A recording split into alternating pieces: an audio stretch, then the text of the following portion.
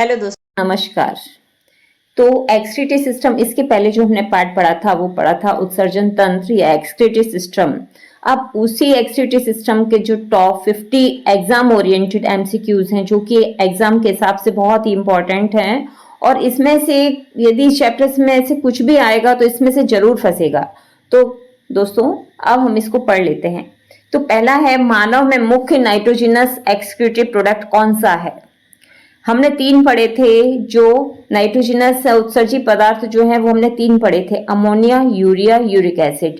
तो यहाँ बात हो रही है मानव की, ह्यूमन की। तो ह्यूमन में क्या होगा, यूरिया, क्योंकि ह्यूमन जो है वो यूरियोटेलिक एनिमल है और ये अपनी बॉडी से यूरिया के फॉर्म में ही एक्सक्रीट करता है नाइट्रोजनस एक्सक्रीटरी प्रोडक्ट को।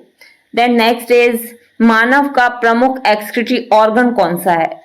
अब बात हो रही है कि हमारे जो बॉडी में प्रमुख एक्सक्रीटरी ऑर्गन, अंग की बात हो रही है, उत्सर्जी अंग की बात हो रही है, तो वो है किडनी। किडनी हमारी बॉडी का फिल्टर है, छन्ना है, जो कि हमारे पूरे ब्लड को छान कर साफ करता है। जितने भी एक्सक्रीटरी प्रोडक्ट हैं उनको छान कर वो यूरिन में इंक्लूड कर देता है। ठीक। देन नेक्स्ट, किडनी की स्ट्रक्चरल एंड फंक्शनल यूनिट क्या है। क्रियात्मक और संरचनात्मक इकाई, स्ट्रक्चरल एंड फंक्शनल यूनिट की बात हो रही है, तो क्या है यूनिट, नेफ्रॉन। ब्रक्कक, इसको हम ब्रक्कक भी बोलते हैं, ठीक है। तो इसमें क्या होगा, नेफ्रॉन। नेफ्रॉन और न्यूरॉन में थोड़ा सा कंफ्यूजन होता है, तो आपको याद रखना है, न्यूरॉन नर्वस सिस्टम की यूनिट है, जबकि नेफ्रॉन जो है वो हमारे एक्सक्रीटरी सिस्टम की यूनिट है। देन नेक्स्ट है, एक सामान्य मानव किडनी में लगभग कितने नेफ्रॉन्स होते हैं। एक किडनी की बात हो रही है, एक किडनी में कितने नेफ्रॉन्स होते हैं, तो 10 लाख। कितने होते हैं, 10 लाख।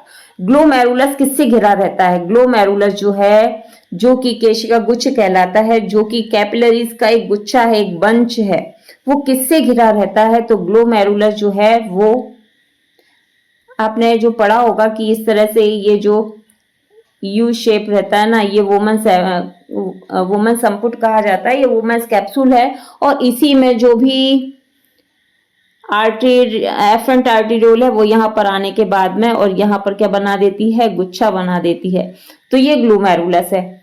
तो इसी का यही है कि ये जो ग्लोमेरुलस है वो इसी के द्वारा घिरा रहता है, इसके द्वारा, वुमेन्स कैप्सूल के द्वारा। देन नेक्स्ट इज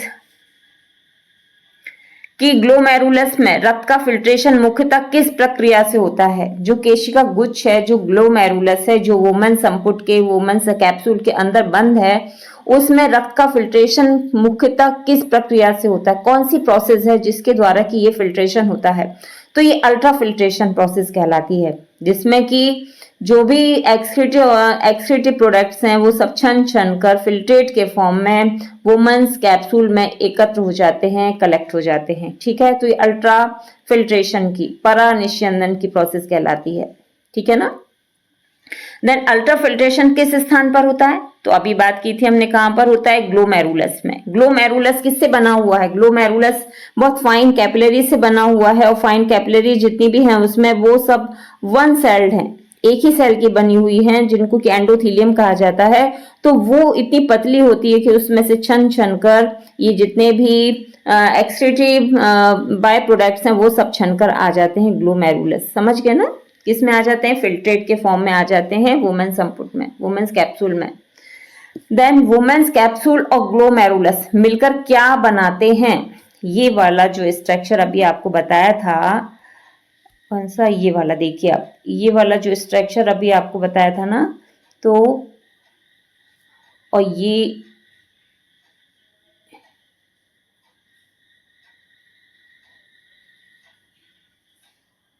ये वाला जो पूरा स्ट्रक्चर है, तो ये पूरा का पूरा स्ट्रक्चर क्या कहलाता है, जिसमें कि ये वुमेन्स कैप्सूल हो गया और ये ग्लोमेरुलस हो गया, तो ये कहलाता है रीनल कर्पजल। क्या कहलाता है, रीनल कर्पजल।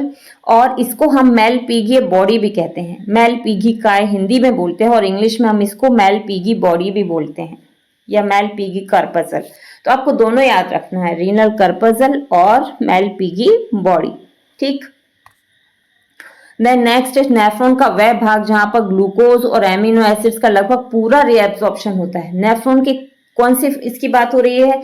जहां पर ग्लूकोज और एमिनो एसिड्स का लगभग पूरा रीएब्जॉर्प्शन हो जाता है। रीएब्जॉर्प्शन क्यों होता है? तो रीएब्जॉर्प्शन इसलिए होता है जब अल्ट्रा फिल्ट्रेशन हो जाता है। जो यूरिन फॉर्मेशन का फर्स्ट पार्ट अल्ट्रा फिल्ट्रेशन है, और इसमें ये मानते हैं हम कि पूरा सा छन के जितना भी एक्सक्रीटरी प्रोडक्ट्स हैं वो सब आ गए हैं यूरिन में, लेकिन उसके बाद भी हमारे इसी यूरिन में बहुत सारे ऐसे यूजफुल सब्सटेंस भी आ जाते हैं जैसे ग्लूकोज, एमिनो एसिड्स, तो इनका पूरा रीएब्जॉर्प्शन फिर से हो जाता है और वो फिर से कहाँ पहुंच जाते हैं? ब्लड में। ठीक है, तो ये जो सेकंड प्रोसेस है यूरिन फॉर्मेशन की, इसमें आता है रीएब्जॉर्प्शन। तो रीएब्जॉर्प्शन में जितने भी यूजफुल जो प्रोडक्ट्स है वो पहुंच गए हैं यूरिन में, उनको फिर से ब्लड जो है वो एब्जॉर्ब कर लेता है, रीएब्जॉर्ब कर लेता है। तो ये होता है पीसीटी। पीसीटी यानी क्या? Proximal convoluted tubule. पीसीटी दो आपने पढ़े, एक डीसीटी, पीसीटी। तो पीसीटी का फुल फॉर्म होता है प्रॉक्सिमल कन्वोल्यूटेड ट्यूब्यूल, समीपस्थ कुंडलित नलिका। ठीक है, तो ये दोनों का रीएब्जॉर्प्शन कहां पर होता है? पीसीटी में। याद रखिए, अब डीसीटी में नहीं होता, कहां होता है? PCT, proximal convoluted tubule. Then PCT का पूरा नाम क्या है? तो अभी जैसे कि आपको बताया, क्या है पूरा नाम? Proximal convoluted tubule. Clear? Then loop of Henle मुख्यतः किसमें महत्वपूर्ण भूमिका निभाता है? Loop of Henle. Loop of Henle क्या है भाई? लूप ऑफ हेनेले क्या है? जो हमने पढ़ा है यहाँ पर देखिए आप, ये आपने पढ़ा है, ये इस तरह से वुमेन संपुट होता है, फिर ये इस तरह से कुछ कुन बनाता है कॉइल्स, फिर ये यू आकार का जो होता है ना, इसको हम डबल भी कर देते हैं आपको समझाने के लिए थोड़ा सा। ठीक, तो ये वाला जो पार्ट है देखिए, ये पीसीटी हो गया, ये पीसीटी हो गया, पीसीटी, और ये हो गया डीसीटी। ये वाला जो पार्ट है ये कहलाता है लूप ऑफ हेनेले। तो ये पूछ रहे हैं कि इसमें किसमें ये महत्वपूर्ण भूमिका निभाता है, मतलब इसका इंपॉर्टेंस किसमें है, इसका इंपॉर्टेंट फंक्शन क्या है? तो ये है concentration of urine. In urine को ये कंसंट्रेट करता है, मतलब उसमें पानी की मात्रा कम करता है, मतलब यूरिन जो है वो कम अमाउंट में बनेगी और वो कैसी होगी? कंसंट्रेट होगी, गाढ़ी होगी। ठीक है, उसमें सॉल्ट ज्यादा होंगे, लवण ज्यादा होंगे, तो इस तरह से कंसंट्रेशन में हेल्प करता है। ठीक है ना? और ये कब होगा? ये जब होगा जब हमारी बॉडी को, हमारे ब्लड को पानी की ज्यादा आवश्यकता है, तो उस समय ये पानी जो है वो यूरिन में कम जाएगा, तभी ये कंसंट्रेट होगी। क्लियर? अब है लूप ऑफ हेनेले का कौन सा भाग वाटर के लिए अधिक परमिएबल है? लूप ऑफ हेनेले अभी आपको बताया था, यू जो लंबा सा यू लूप के आकार का है, उसका कौन सा भाग वाटर के लिए अधिक परमिएबल है, पारगम्य है? कौन सा भाग है जो कि वाटर को ज्यादा एब्जॉर्ब करता है? तो ये है डिसेंडिंग लिम्ब। डिसेंडिंग लिम्ब किसको बोलते हैं भाई? डिसेंडिंग लिम्ब किसको बोलेंगे? ये जो यू है ना, यू, ये जो लूप ऑफ हेनेले है, तो जो नीचे आ रहा है वो डिसेंडिंग, जो ऊपर जा रहा है वो है असेंडिंग। तो ये इस वाले पार्ट में डिसेंडिंग लिम्ब में जो है वाटर ज्यादा रीएब्जॉर्ब होता है, वाटर के लिए परमिएबल है। ये आपको अच्छे से याद रखिए, डिसेंडिंग लिम्ब जो है वाटर के लिए अधिक परमिएबल है। Next is ascending limb of Henle. सामान्यता अब बात हो रही है असेंडिंग की, पहले डिसेंडिंग की हो गई, अब असेंडिंग लिम्ब जो है लूप ऑफ हेनेले का, ये सामान्यता क्या है? वाटर के लिए रिलेटिवली इम्परमेबल है, ये वाटर के लिए जो है अपारगम्य है, वाटर को ये परमिट नहीं करता कि वो एब्जॉर्ब हो यहाँ पर असेंडिंग में। ठीक है, नेक्स्ट इज डीसीटी का पूरा नाम क्या है? अभी बोला था, डिस्टल कन्वोल्यूटेड ट्यूब्यूल, दूरस्थ कुंडलित नलिका। ठीक है, दूरस्थ कुंडलित नलिका या distal convoluted tubule. Then collecting duct में वाटर। चलिए नेक्स्ट पढ़ते हैं हम, डीसीटी का पूरा नाम क्या है? तो डिस्टल कन्वोल्यूटेड ट्यूब्यूल। देन अगला है कलेक्टिंग डक्ट में वाटर रीएब्जॉर्प्शन को बढ़ाने वाला हार्मोन है। कलेक्टिंग डक्ट की बात हो रही है, किसकी बात हो रही है? ये कलेक्टिंग डक्ट की बात हो रही है। और कलेक्टिंग डक्ट जो है वो क्या होता है? जहां पर कि आकर हमारा जो डिस्टल कन्वोल्यूटेड ट्यूब्यूल है वहां पर आके खुलता है, जो हमारे यूरिन है वो यहीं पर आकर खुलता है। ठीक है, तो इसमें वाटर रीएब्जॉर्प्शन को बढ़ाने वाला हार्मोन कौन सा है कलेक्टिंग डक्ट में? तो यह है एडीएच। एडीएच का फुल फॉर्म होता है एंटी ड्यूरेटिक हार्मोन। ठीक है ना, एडीएच। अब एडीएच के बारे में मैं आपको ये भी बता दूं कि जो एडीएच है इसका सीक्रीशन होता है हमारी जो पिट्यूटरी ग्लैंड है उसमें 3 जो लोब्स होते हैं उसमें सबसे पोस्टीरियर लोब से इसका सीक्रीशन होता है, ठीक है।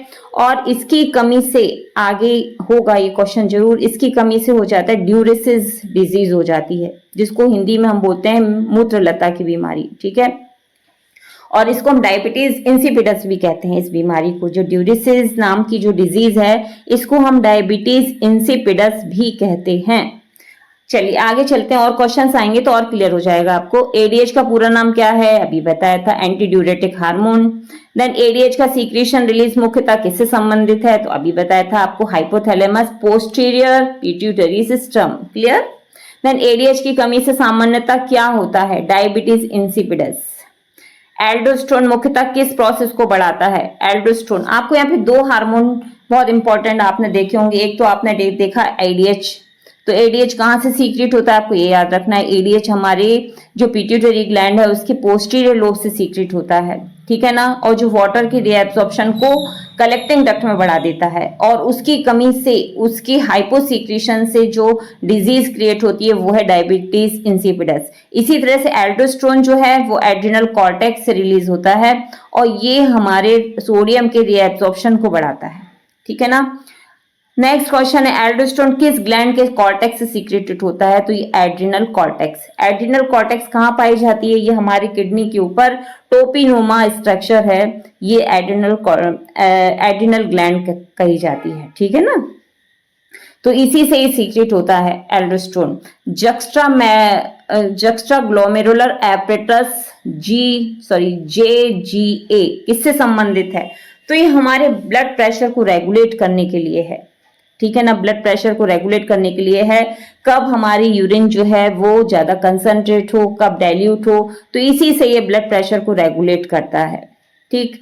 फिर JGA की सेल्स किस हार्मोन को रिलीज करती हैं, तो आपको याद रखना है ये रेनिन नाम की जो हार्मोन है इसको सीक्रेट करती हैं इसकी सेल्स, रेनिन। और ये कहाँ पाई जाती, किडनी में पाई जाती हैं,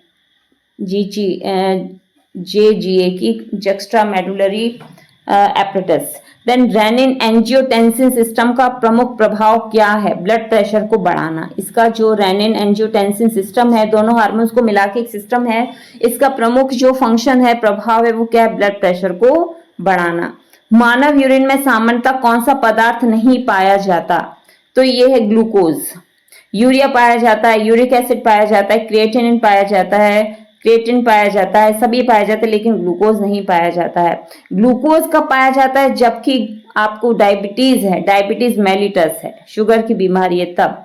स्वस्थ व्यक्ति के यूरिन में ग्लूकोज का पाया जाना किसका संकेत हो सकता है, डायबिटीज मेलिटस। तो डायबिटीज मेलिटस किसकी कमी से होता है, इंसुलिन की कमी से होता है। 2 तरह के डायबिटीज आपने सुने हैं, डायबिटीज मेलिटस जो होता है वो इंसुलिन की कमी से होता है, जबकि डायबिटीज इंसिपिडस जो है वो एडीएच हार्मोन की कमी से होता है। सामान्य यूरिन का पीएच लगभग कितना होता है, लगभग होता है ये 6, मतलब बहुत हल्का एसिडिक, पार्शियल एसिडिक, ठीक है। सामान्यतः प्रतिदिन बनने वाले यूरिन की मात्रा कितनी होती है, 1 से 1.5 लीटर, 1 to 1.5 लीटर। यूरिया का निर्माण मुख्यतः कहाँ होता है, तो वो आपको बताया था मैंने जब पढ़ाया था, यूरिया का फॉर्मेशन जो होता है वो होता है लीवर में, जबकि यूरिन का फॉर्मेशन होता है किडनी में। यूरिया का निर्माण कहाँ होता है, लीवर में। यूरिया साइकिल को किस नाम से जाना जाता है, तो ऑर्निथिन आर्जिनिन साइकिल। इसमें केवल ऑर्निथिन लिखा है, लेकिन इसमें आप यदि ऑर्निथिन आर्जिनिन साइकिल भी हो तो भी वही है। क्रैब हैंसिलेट साइकिल भी इसी को कहते हैं। यूरिया ब्लड द्वारा मुख्यतः किस ऑर्गन तक पहुंचाया जाता है, किडनी में। यूरिया वाला ब्लड जो है वो किडनी में आता है, वहीं पे छान कर जो है यूरिन का फॉर्मेशन होता है और हमारा जो ब्लड है वो फिल्टर हो जाता है। ट्यूबुलर रीएब्जॉर्प्शन का अर्थ क्या है, ट्यूबुलर रीएब्जॉर्प्शन, रीएब्जॉर्प्शन आपको बताया था कि यूजफुल सब्सटेंस का फिर से एब्जॉर्प्शन होना और फिर से ब्लड में जाना। तो कहां से होगा, ट्यूब्यूल से ब्लड में उपयोगी पदार्थों का वापस जाना, ठीक है। देन ये तो बात हो गई रीएब्जॉर्प्शन की। ट्यूबुलर सीक्रेशन में क्या होगा, इसका उल्टा होगा। जो ब्लड में कुछ अनुपयोगी पदार्थ, उत्सर्जी पदार्थ पहुंच गए हैं, वो हमारे ब्लड से ट्यूबुलर फ्लूइड में आएंगे, यानी यूरिन में आ जाएंगे। ठीक है ना। इस तरह से आपने देखा कि किस तरह से काम होता है यूरिन के फॉर्मेशन में, किस तरह से जितनी भी 3 स्टेप्स हैं वो किस तरह से काम करते हैं। तो पहला है इसका अल्ट्राफिल्ट्रेशन, जबकि छनकर आ जाता है। उसके बाद फिर देखा जाता है कि उसमें यदि कुछ उपयोगी पदार्थ आ गए हैं तो वो ट्यूबुलर रीअब्जॉर्प्शन के द्वारा फिर से ब्लड में पहुंचा दिए जाते हैं। और यदि कुछ ऐसे ब्लड में पहुंच गए हैं अनुपयोगी और उत्सर्जी पदार्थ, तो उनको फिर से यहाँ पर सीक्रेट कर दिया जाता है यूरिन में। ठीक है ना। तो ये हो गया निम्न में से कौन ट्यूबुलर सीक्रेशन द्वारा नेफ्रॉन में डाला जाता है, तो ये हाइड्रोजन आयंस। ठीक है। हीमोग्लोबिन तो जाएगा नहीं, ऑक्सीजन तो जाएगा नहीं, आरबीसी ये सब यूजफुल हैं, तो इसमें से क्या होगा, हाइड्रोजन आयन। ग्लोमेरुलर फिल्ट्रेट की कॉम्पोजिशन सबसे अधिक किसके समान होती है, किसके समान होती है, तो ये ब्लड प्लाज्मा के समान होती है, except large proteins and cells. Large proteins और सेल्स को छोड़कर ये ब्लड प्लाज्मा के समान होता है। ठीक है। सामान्यतः ग्लोमेरुलर फिल्ट्रेट में कौन सा घटक नहीं होता, कौन सा घटक नहीं होता भाई, वाटर भी होता है, ग्लूकोज भी आ जाता है, अमीनो एसिड्स होते हैं, ब्लड सेल्स भी होते हैं। तो क्या होगा, सॉरी ये सब तो होते हैं इसमें, लेकिन ब्लड सेल्स नहीं होंगे। तो इसमें कौन से नहीं होंगे, ब्लड सेल्स नहीं होंगे। किडनी का आउटर रीजन क्या कहलाता है, रीनल कॉर्टेक्स, और अंदर वाला मेडुला। तो बाहर वाला कहलाता है रीनल कॉर्टेक्स। किडनी का इनर रीजन क्या कहलाता है, रीनल मेडुला।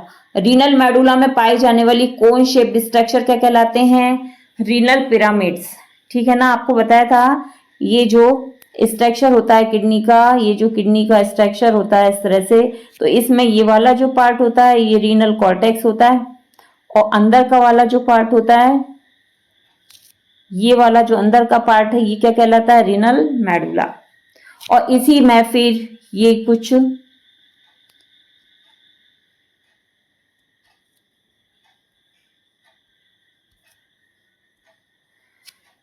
फिर इसी में क्या बता रही थी मैं, इसी में मैं ये बताना चाह रही हूँ आपको कि इसमें से ये जो स्ट्रक्चर है ना, इसमें से कुछ इस तरह के वो पाए जाते हैं, तो ये क्या कहलाते हैं, रीनल पिरामिड्स। ये रीनल पिरामिड्स कहलाते हैं जो मेडुला में पाए जाते हैं।